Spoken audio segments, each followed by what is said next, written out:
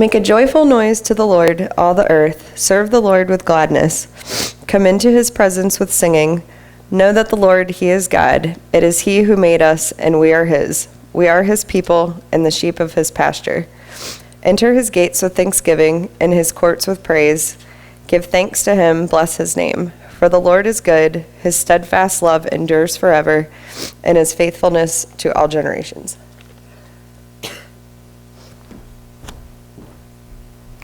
Thank you, Brittany. Yeah, we're not supposed to have favorites, but if I could have had a favorite, she'd been one of them. But I can't have one, but she's one of my favorites. I'm glad she's here today. Children, if you're going to children's church, you can go down with Susan and we'll have the message. So if you have your Bible, turn to Psalm 100. We're going to be looking at what God has to tell us today about living with joy and living with a thankful heart. I trust you've all had a good Thanksgiving and a good meal yesterday or at some point on Thursday. Ours was yesterday. You probably had one Thursday.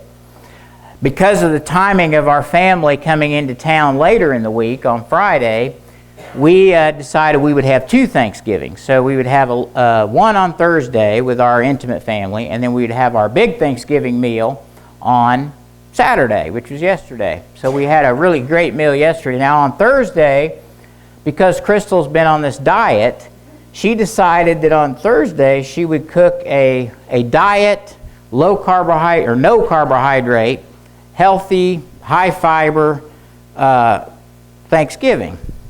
So I said, okay. So she did that.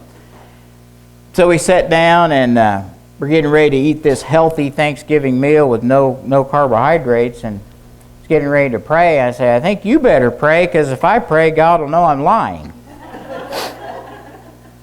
No, but I thank her for doing that.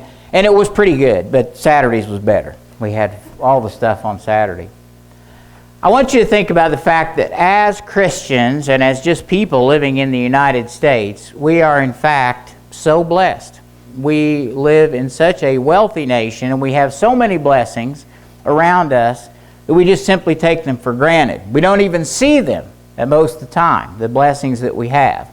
We may be looking for other things, and we just don't see the blessings that are in front of us. It reminds me of the wealthy Texan who had a lot of money, and he liked to spend it and toss it around. And so one of the things he did was every year he would buy his father, for Father's Day, some exotic gift. And he sent him one year hand gliding lessons. And another year he sent him a box of really, really rare gold coins. And each year it was something bigger. And he finally thought, I'm going to really outdo myself. And so he found this South American bird called the translator. And he said, this bird can speak 5 languages, and it can sing Yellow Texas Rose holding its left leg up. And he said, I'll buy this for my dad. It was $10,000. So he shipped it in a special box to his father, and he thought, boy, Dad will really like this one. And about a week later, he calls his dad and says, well, Dad, what'd you think of the bird? And he said, it was delicious. See, we don't see our blessings sometimes. We just miss them. There are just so many, we just don't even see them like that. But I think the problem is, as Francis Schaeffer said, the beginning of man's rebellion against God started with the lack of a thankful heart. The beginning of man's rebellion against God was and is the lack of a thankful heart, the lack of gratitude, the lack of living with the disposition of thankfulness all the time. That was the beginning of the problem, and I would argue the continuation of our problem is complicated, but it really begins quite simply from the lack of thankfulness to God. A stress researcher named Hans Seal, he did a study several years back about what emotions would make us live with peace, would make us live with joy. And what he was able to show was that the most destructive emotion we could live with is revenge. It's the most damaging emotion to live with if we live with a heart full of revenge. And by a long shot, gratitude and thankfulness was the emotion that resulted in the most happiness, the most peace, the most efficacious and joyful life came about from living with a constant and chronic state of thankfulness. So the studies show this, but yet we live in a country of ingratitude. And I don't think you would argue with me about that ingratitude, lack of thankfulness is at the core of our problems, and we live in a country full of unhappiness, chronic anxiety, violence, addictions, the breakdown of family, and it stems much from the corrosion of ingratitude and inability to be thankful. In 1620, 102 pilgrims came to this country, to this continent, to build a country where we could have freedom to worship God. 102 of them came. Soon, within the first few months, 56 of the 102 died from the winter cold, from disease, and they were left with just about 46 pilgrims left at that time. So most of them died within the first months. About a year later, in 1621, the 46 pilgrims and 91 Indians got together to meet to give thanks for a bountiful harvest that year and to give thanks for preservation of their lives. They thanked their Creator in humility together for life and liberty, and they had every reason in the world to be depressed, discouraged, and just done with life. Yet they persevered and they gave thanks. But yet, we live in a country of tremendous ingratitude, tremendous unthankfulness, and at baseline, we're just not thankful for the things we have. W.E. Henley's poem captured this idea of being self-reliant and self-fulfilled without any need to be thankful to anyone in his poem Unconquered. This is a poem about a man standing in front of the gates of hell as he reads this, okay? He's standing in front of hell, and he's unafraid because he believes that he's sufficient unto himself to conquer what's at hand. He owes no one anything. And these are the words he wrote. It matters not how strait the gate, how charged with punishments the scroll. I am the master of my fate. I am the captain of my soul.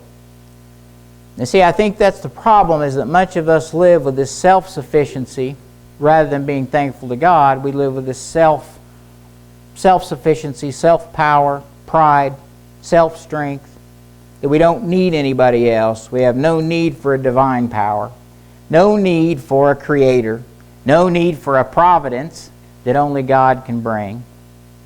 And we're all in danger, every one of us in this country, being influenced by this sort of self-entitled, prideful mindset.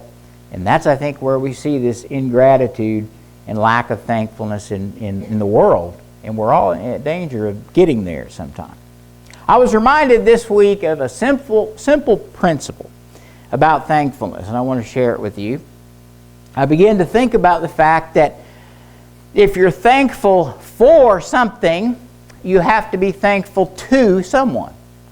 You see, my example would be like, I'm thankful to my mother, because she's here.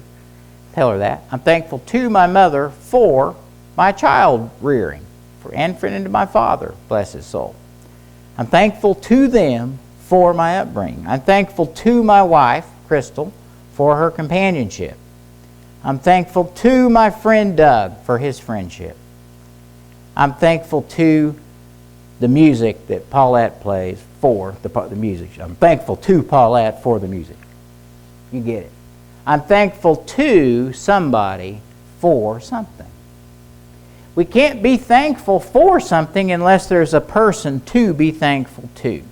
And I think as you think about that this morning, how many things in our life do we really have to be thankful for, but the only person it could be to is God?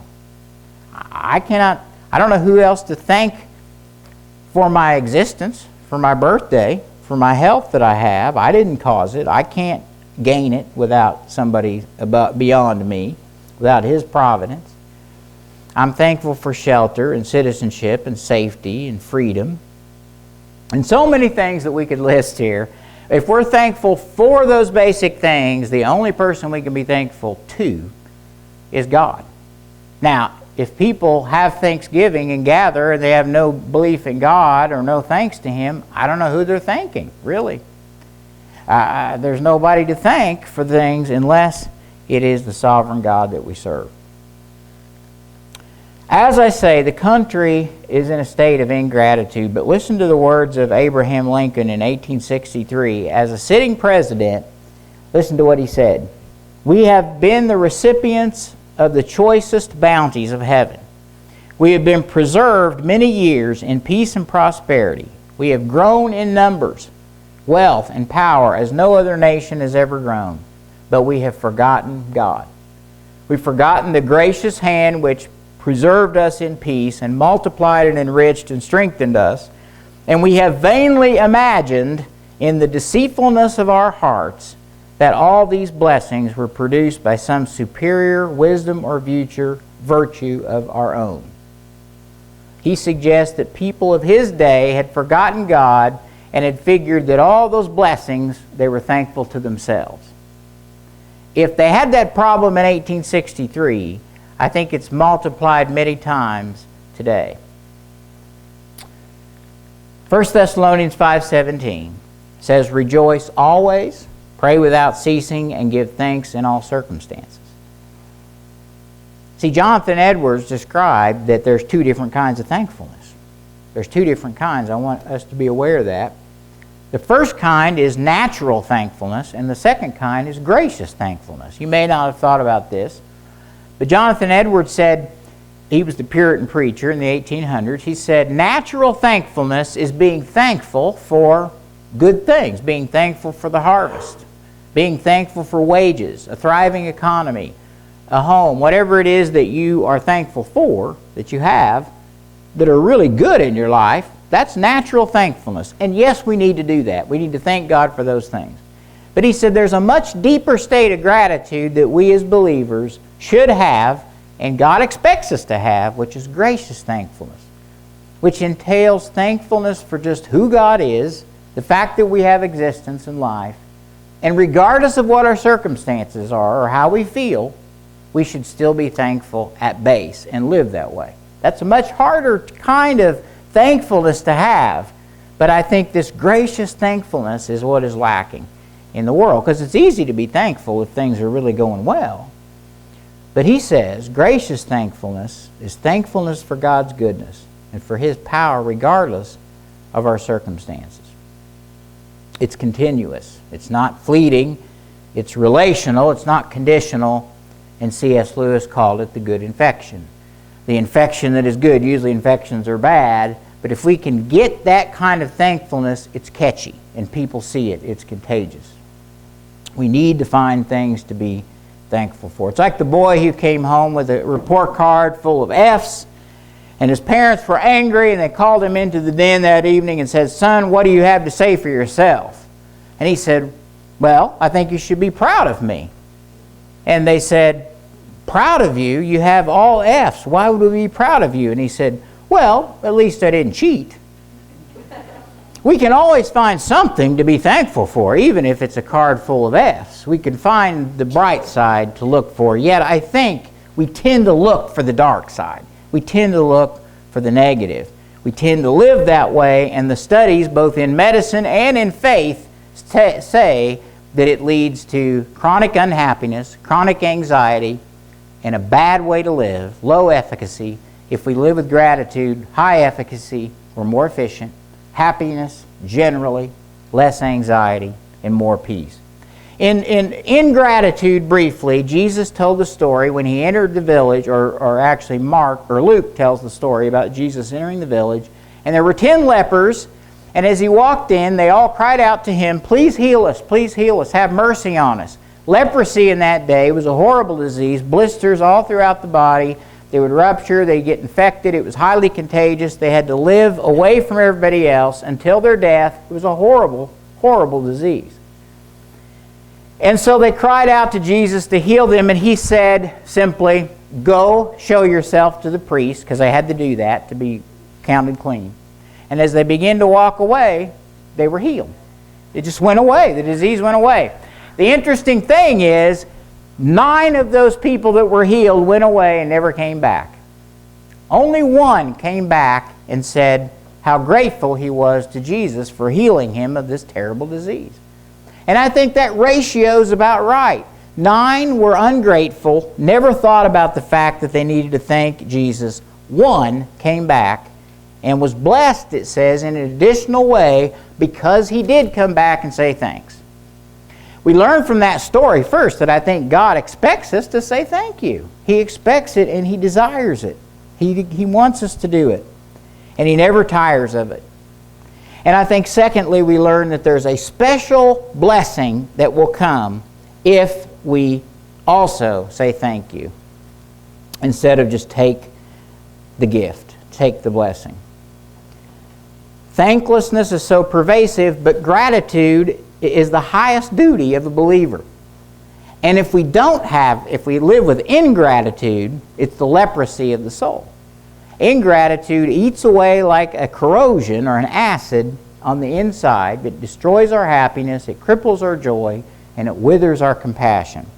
G.K. Chesterton said, "Gratitude is the mother of all virtues, and when you see a person with really good character," he says, "I will guarantee you all of those good things you see flow out of a thankful heart." They all flow out of a disposition of gratitude and thankfulness. So when you see that person that you gravitate towards, at baseline, they're thankful. The ones you don't gravitate towards have ingratitude and are unthankful. Now, the reasons for the epidemic of ingratitude are many. We don't have time to go through them all. Basically, they're self-reliance and self-seeking, being selfish instead of being God-seeking. And I think we could all agree with that. If we're always seeking something more and not thankful for what we have, or we're self-reliant, like the guy who looked at the gates of hell and said, "I don't need anybody."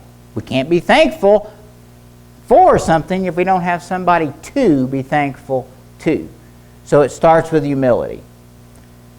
But yet we fight this war within us, don't we? To sometimes be ingratitude and have unthankfulness, and sometimes be thankful. And Paul described this war in Romans. He said, "I do the things I don't want to do, and I don't do the things I should do." And he has this side on him that wants to do right, and the other side that wants to do wrong. It reminds me of the story of the guy who says, he was talking to his friend about this problem. He said, "I feel like I want to do the right thing, and I try, but I have this other side to me that just does the wrong thing. Some days I do the right thing, and then other times I'm torn, and I feel like I'm torn between right and wrong." His friend said, "It sounds to me like you have a split personality." He says, "Split? Heck, I'd like to get it down to 2. I don't know how many you have, but we have probably at least 2 where we battle between those 2 sides. Ingratitude, the word in the Greek, means a complainer, literally one who is discontented. A grumbler is the word that it uses. And complaining is simply destructive to our relationships. It minimizes our witness, and it's destructive to our relationship to God. So unthankfulness and ingratitude is the problem. What Brittany read is the solution: praise and thanks. Living with a life of joy and thanks. So what I want to do is point out some things from Psalm 100 in our remaining time that give us the answer to the problem. The problem is being unthankful and having a life that's basically ingratitude at baseline. The answer is thankfulness. The first point is this: from reading this, make a joyful shout to the Lord, all you lands. Serve the Lord with gladness. Come before His presence with singing. Know that the Lord, He is God, and it is He who made us, not we ourselves. The first point that comes from reading this is that contentment and joy only come from God. It doesn't come from things. It doesn't come from stuff. It doesn't come from possessions or anything else that we chase. It comes from God. I like to say about every person I meet is chasing after something. It could be various things, but they're chasing after something to find peace. It's our nature. But the Bible says God is the source of our peace and our contentment. Contentment in life comes from God, not from wealth, not from amassing things, not from circumstances.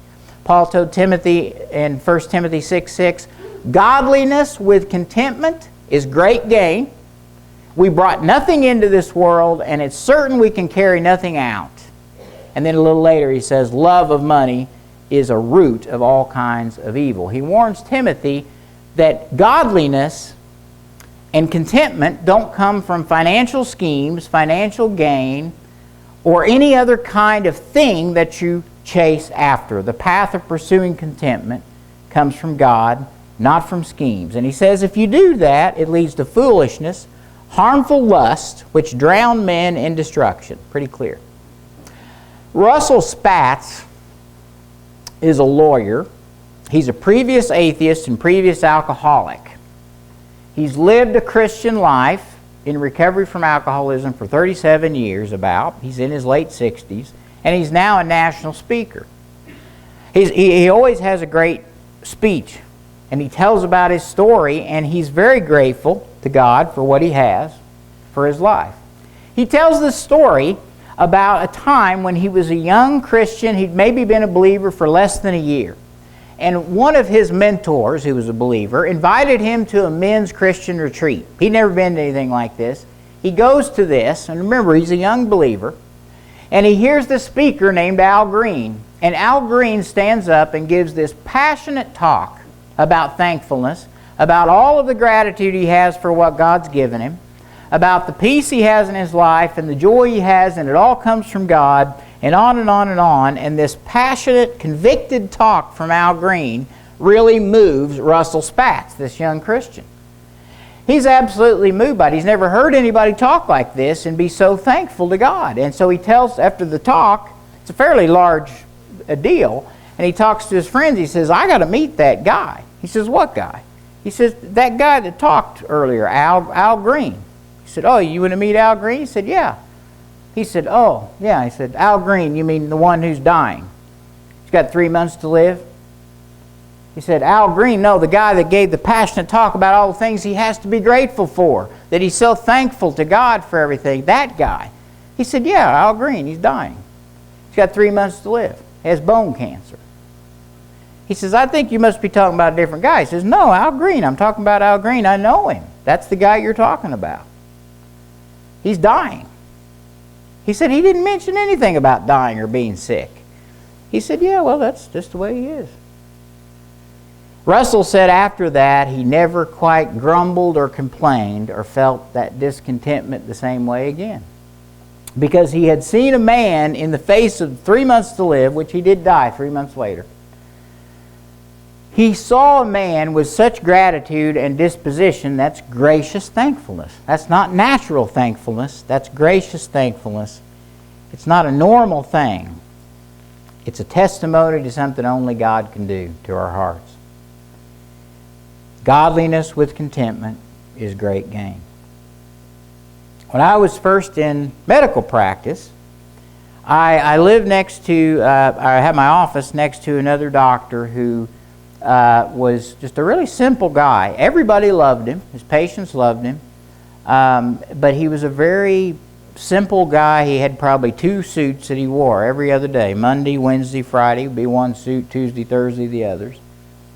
And he was just very unassuming, very humble doctor. And I got to know him. I liked him. He was kind of a mentor to me. And one day we went to lunch, and we got into go to eat. And I noticed he had a 1963 International pickup. And this was in the year 2000. So that would have been almost 40 years old, this truck. This guy was a millionaire many times over. Everybody knew that in the town. He was very wealthy. And he had a 1963 International. And I remember I didn't understand it. And I asked him, I said, how come you drive this truck? He said, well, I like this truck. I said, okay. He was very clean and everything, but it was white, bland, 1963 International. He could have bought a whole car lot of trucks. I mean, easily. He said, I like this truck. It gets me around. I said, well, but why don't you buy another one? He said, well, this one works. And I didn't. He said, you know, Andy, one thing you don't want to do when you start out is go buy a sports car. Guess what I did? And so I remember, the reason I tell you this story is I always knew that he was like that, but I couldn't understand why. And I wasn't a believer at this time. I was living a very different life, as I've told you many times. So I buy this sports car, and this German sports car, and I've always liked cars, and I always will, and Floyd and I both like cars. We talked about it. Nothing wrong with that. But I bought this sports car, and I felt such joy about having that car because it was just shiny, and it was a convertible, and I just was driving down the street with sunglasses on a sunny day, and I just felt like everything was right with the world, you know. It was really good. And about a week later, I'd had the car for about a week, and I pulled up to this stoplight, and I remember pulling up to the stoplight, and I look over at this guy. There's this guy over there driving a black Cadillac Elante. It was a convertible Cadillac. Beautiful wheels on that car. I remember looking at that, and I looked back at mine, looked over at him. He looked at me. I looked at the light. I looked back at him. He looked back at me. It's a nice car.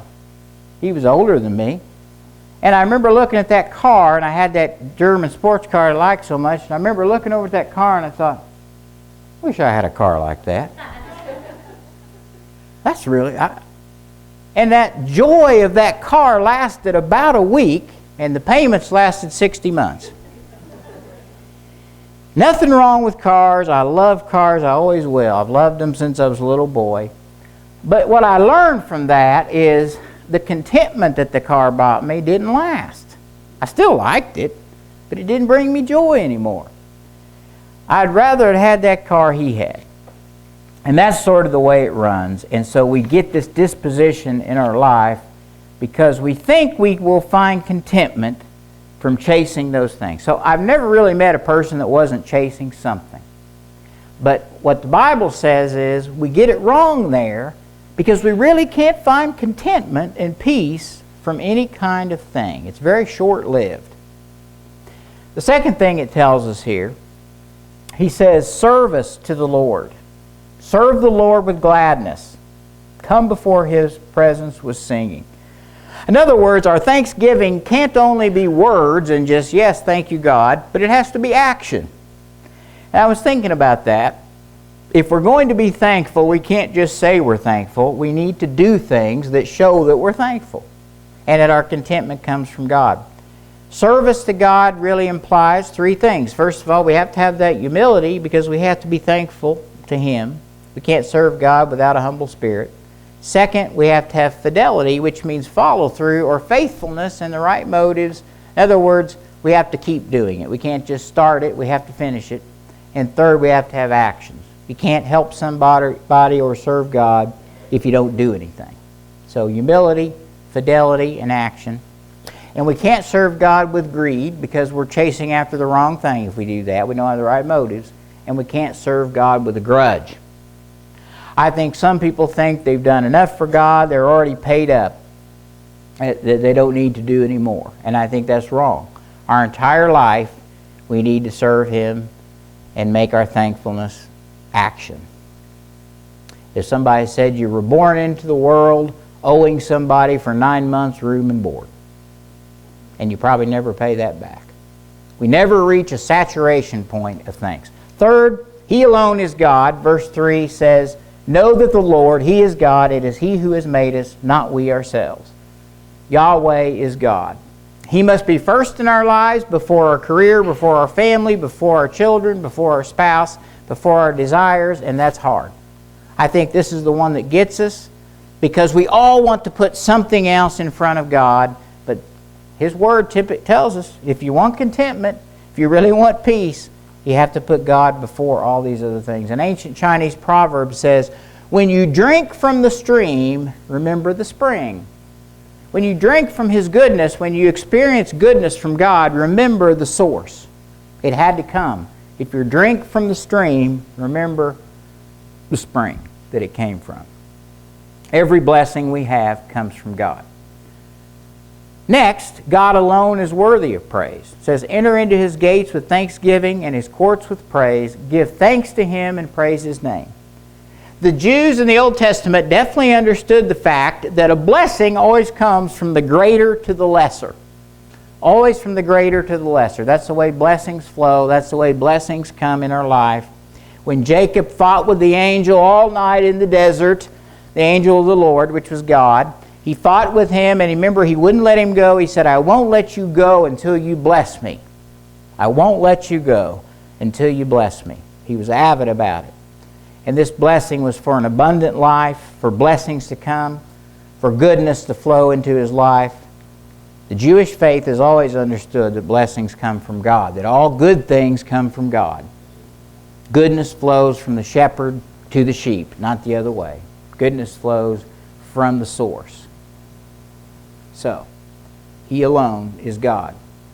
So, first thing, contentment only comes from God. Peace only comes from God. If we want to be efficacious, if we want to be happy, if we want to have lives that have good relationships and that we don't have chronic anxiety, chronic depression, and chronic sadness and upheaval, then our contentment has to come from God. That's the first thing, not from other things. Second, we have to put our thankfulness into service, that we actually have to put it into action rather than excuses.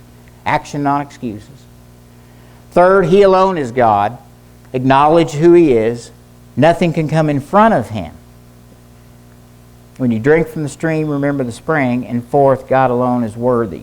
Blessings flow from greater to lesser, and all blessings come from him. So I close with this. Two things that I want to ask you to do this week.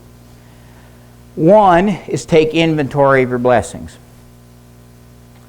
We sing that song, Count Your Blessings. Everybody remember that? And I love singing the hymns because it reminds me of growing up as a boy and of my dad singing them next to me, who I don't have anymore. So I love the hymns, and I love specifically Thanksgiving hymns because it reminds me of just a sweet time in my life. And every year when we have this kind of fall and the leaves are falling and it's cold out, getting cold outside, and the church, it's warm in here, and we're singing about the harvest, we're singing thanks to God. It's a wonderful time, and so many hymns are written about that. I want us to take inventory of what blessings we have. The Bible tells us that if we will make a gratitude list, that it's impossible to be thankful and anxious at the same time. It's impossible to be grateful and grumpy at the same time. It's impossible. So make a list and remember the things that we really do have to be grateful for to God. All blessings flow from him. Think about this for a minute. If you took the world's population, which is 7 billion, and you reduced it to 1,000 people, just to make the math easier. Right, Doug? You're the math guy. If I take 7 billion and I reduce it down to 1,000 people, and that represents the whole world, get this, 1,000